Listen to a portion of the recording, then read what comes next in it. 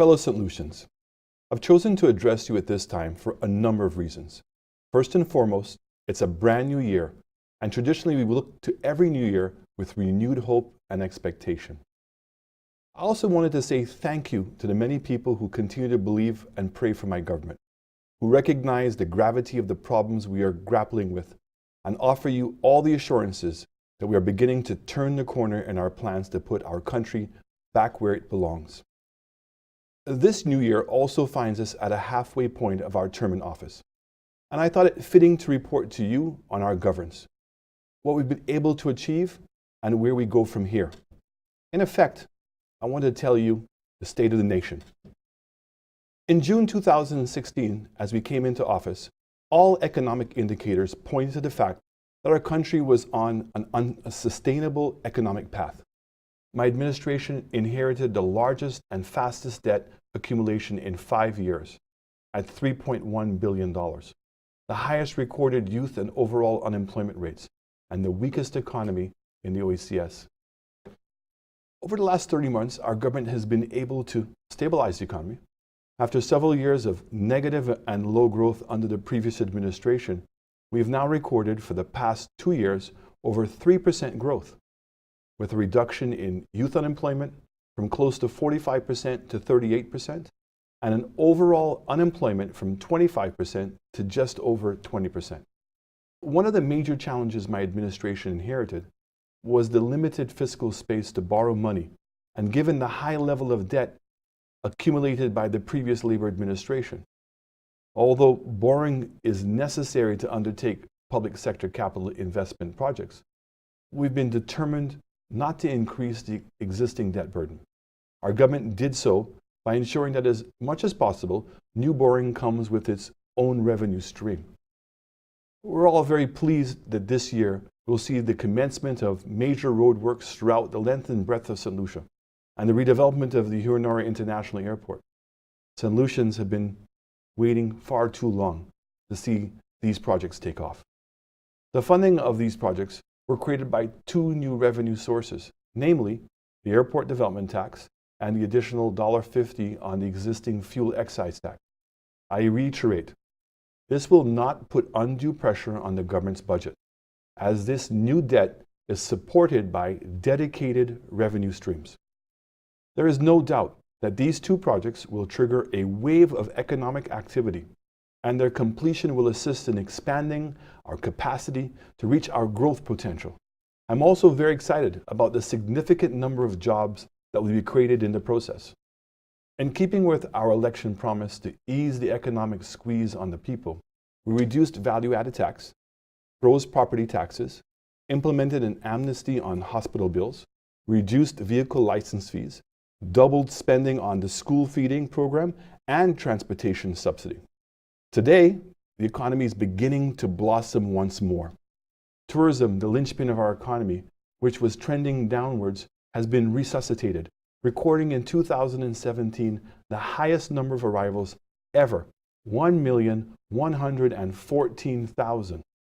This surge in tourism has resulted in St. Lucia regaining its position as a leading tourism destination in the OECS. Banana exports are at their highest in several years. There's a strong rebound in construction, and the manufacturing sector is picking up again, all contributing to the lowest level of unemployment recorded since 2007, the year of Cricket World Cup. We anticipate that unemployment levels will continue to fall as investment plans continue to be implemented in 2019.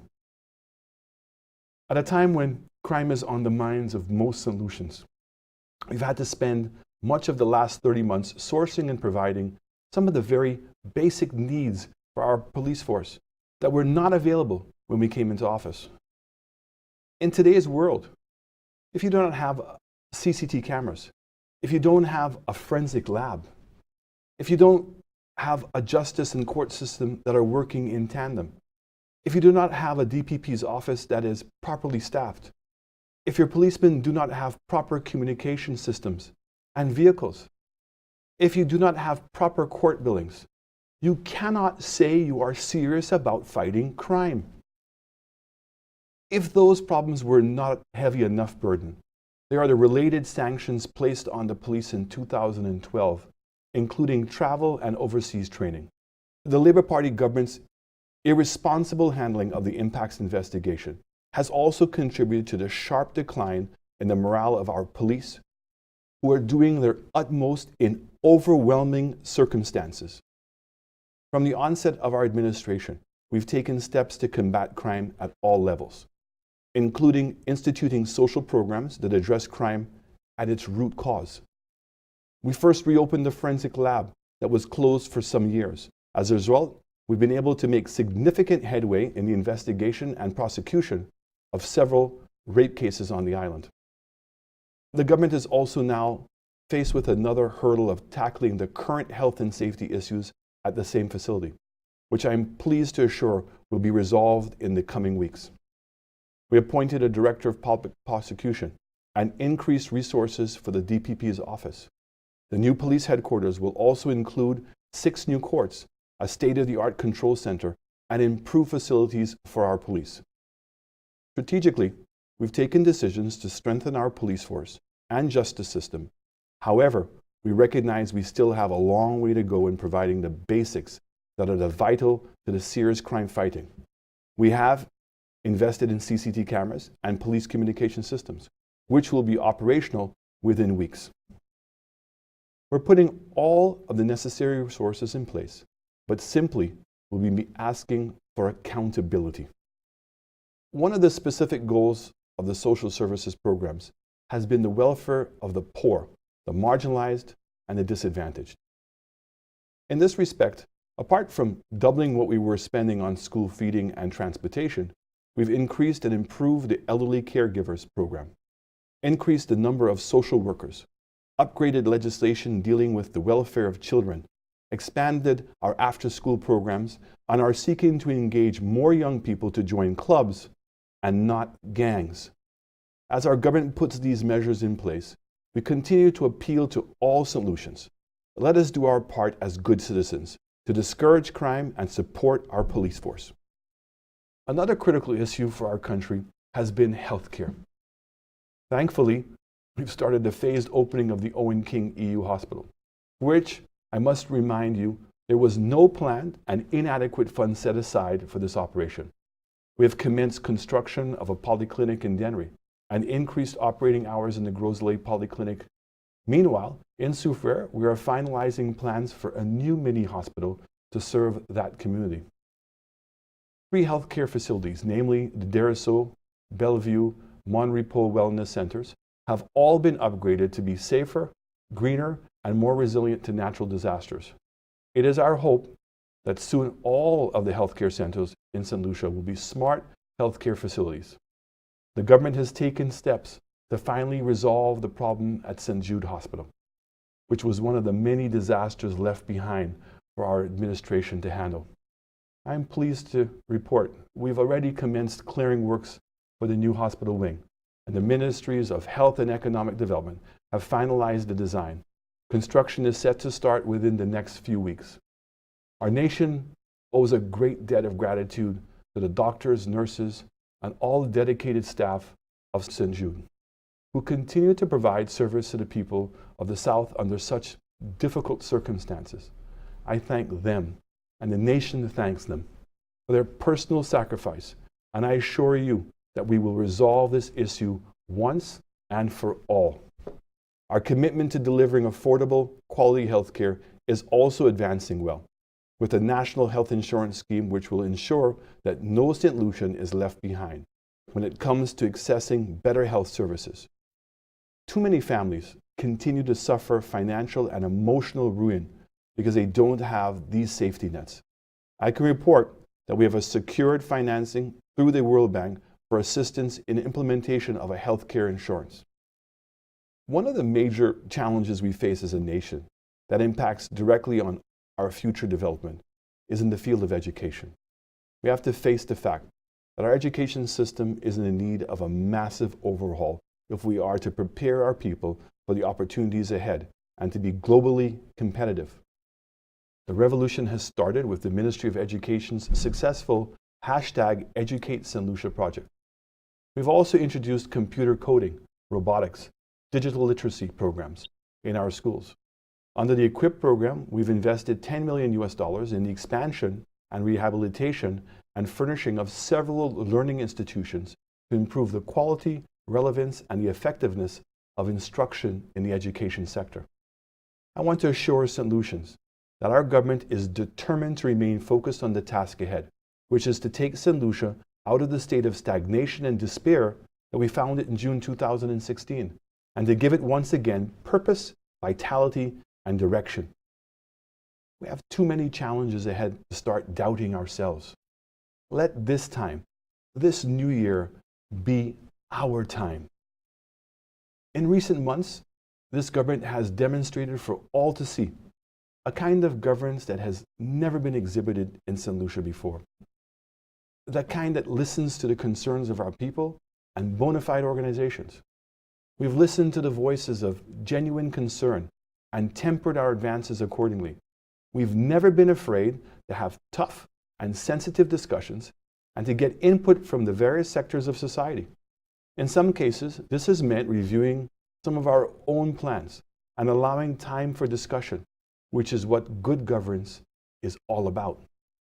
So if 2018 was a year of planning and adjustments, 2019 will be the year of implementation as a number of public and private sector projects get underway, translating into the biggest infusion of capital into our economy ever.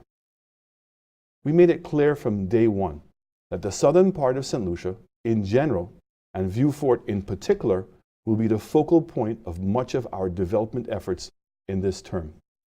The Desert Star Holdings Pearl of the Caribbean project has started with the racecourse, and we are getting set to upgrade the Huonora International Airport to the tune of US $170 million. The existing terminal will be transformed into a charter terminal and will also build a fixed-based operation for private jets.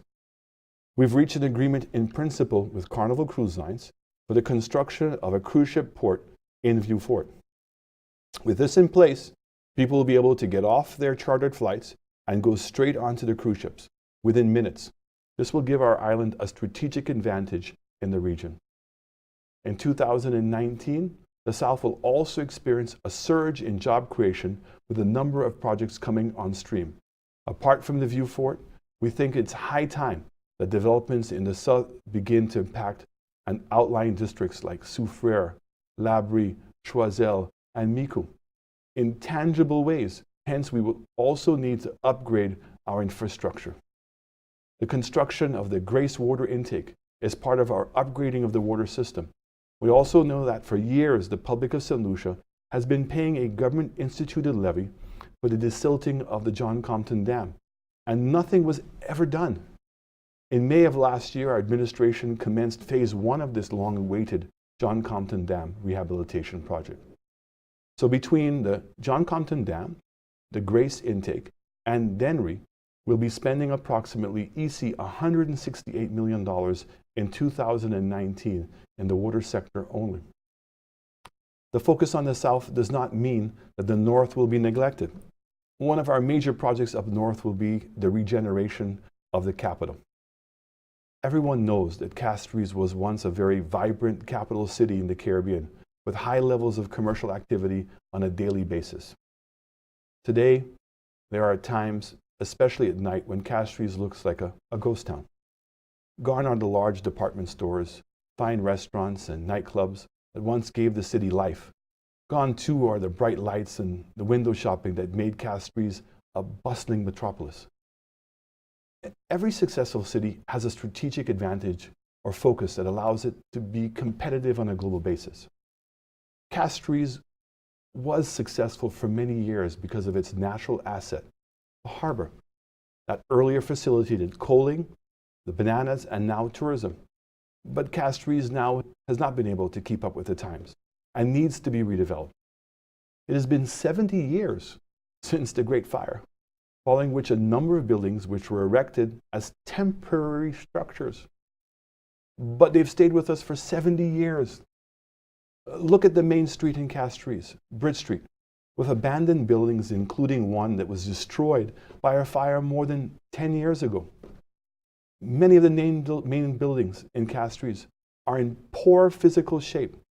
Some of them owned and occupied by government have fallen into disrepair and are considered health hazards.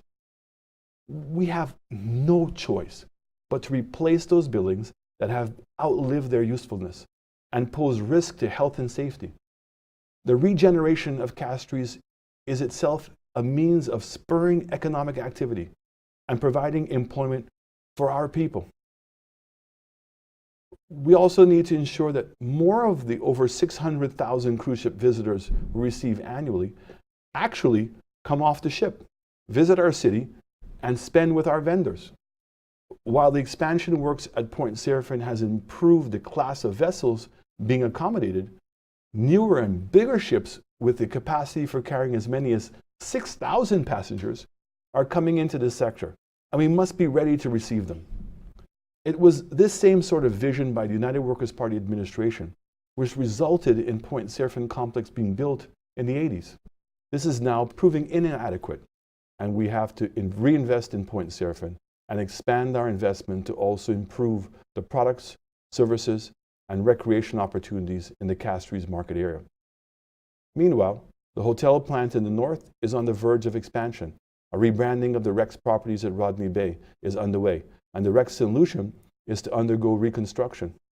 The government has agreed to renew the lease of the property on the condition that the resort is built to be a 4 to 5-star product or higher, and that has a significant European plan component. We will not support a full all-inclusive hotel on that site because of the existing commercial entities in the area. Sandals at Shock is being upgraded with a new pool, and additional rooms are also being considered. It is our hope that the current dispute between the courts, which is preventing the 360 all-suite EC $500 million project from going ahead, will be speedily resolved. Some years ago, we attracted a Hyatt Hotel de St. Lucia, but that story, one we know all too well, had a sad and sorry ending. Hyatt is a major international brand, and we're now fortunate to have it showing an interest in this country once again. Invest St. Lucia has completed transactions with a Barbados-based firm to buy land at Shock for an 800-room Hyatt hotel, which will be a mixture of the European plan and all-inclusive. Construction is due to begin in the second half of 2019. Elsewhere, St. Lucia's Distilleries plans to undertake upgrade of its plant and development of a tourist attraction at a cost of $30 million. We'll make an investment of $500 million in our road rehabilitation. A recent audit determined at present approximately 52% of our road network is classified as good or fair, with the remaining 48% being classified as poor or very poor. Hence, when we've already begun the road improvement and maintenance program to address the quality of the road network in St. Lucia through strategic maintenance of primary roads and 55 kilometers of secondary roads. This will generally improve the safety and the capacity of our roads. The young people of this country are a priority for our administration. Hence the reason we are investing so heavily in upgrading our sporting facilities and creating a school of excellence in sports, which are due to open this year. Our administration is investing US $12 million over the next 15 months to finance the design, development, construction, and upgrade of several projects, including the Soufrière Mini Stadium, the Dennery Sports Complex, the Groslay Football Ground, the Micoud North Sports Complex, the Micoud South Sports Complex, Groslay Secondary School. Our athletes must know we're in the corner cheering them on, not just in words. The funds from the St. Lucia National Lottery will be dedicated to funding youth development and sports. We anticipate our young people will also take advantage of the opportunities from our injection into the St. Lucia Development Bank for housing and local business development. Initially, we promised $10 million injection. However, noting that the SLDB has attracted a significant number of persons wishing to own a home and improve their economic and social well-being, we doubled the amount to $20 million. The bank can now provide support in the areas of home construction, home renovations, home extensions, house and land purchase, as well as support entrepreneurship in the areas of agriculture, fishing, village tourism, and manufacturing. We aim at this time to give our young people a chance to achieve their dreams. They have so much energy, creativity, and so many innovative ideas, many made even more achievable by the availability and the access to technology. And we will create that support system as they continue to be our inspiration. As our country continues its upward trend, I want to appeal to all solutions that it's time that we put away the petty and silly squabbles that constantly seem to surface and which only serve to foment division. It is time that we come out of this mindset and that everything that the government does must be subject to a political interpretation or be seen as an opportunity to create mischief, confusion, and division. Nation building is a serious matter. We cannot solve the problems of our country in isolation. It's a holistic adjustment that we must make in how we approach the business of our country. If we make these needed adjustments, it will amount to a significant change in the overall results. The government recognizes that there are constraints to growth, and we're doing our part to tackle these issues and be accountable. We've engaged the private and public sectors in an in-depth exercise of developing a medium-term strategy which encourages accountability. If we are to think of the economy doubling and tripling in size, we have to look at the stark reality of what would prevent that from happening and address it.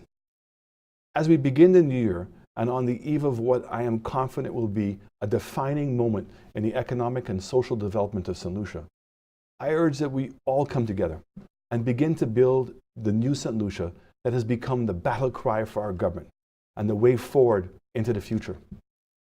In a few weeks' time, we will be celebrating the 40th anniversary of our independence.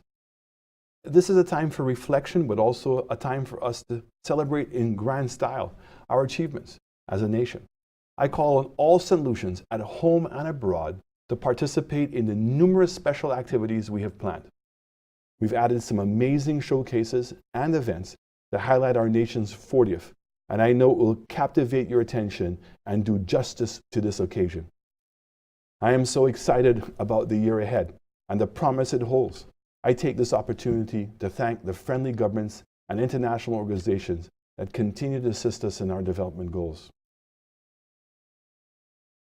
The people of this country have been very patient, and I thank you all for your vote of confidence, as I am truly honored to be the leader of this great country of unmatched culture and beauty.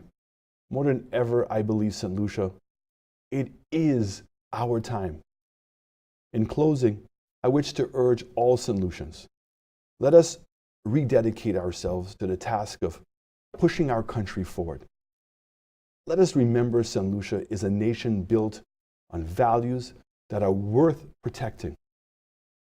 We cannot be our own enemies when the real enemies are poverty, deprivation, underdevelopment, and critically, lost opportunities. The policies of the government are to provide affordable, quality healthcare, globally competitive education, public safety, and security for all. Our policies are designed to create opportunities for our people through employment and participation in economic activity. I urge you to join us in making these things happen. I thank the Cabinet of Ministers for their immense efforts in working towards achieving our goals, and of course, my wife and my family for their continued support. I pray that this new year will bring all of us good health, peace, happiness, and comfort. May God bless you, and may God bless our island, St. Lucia.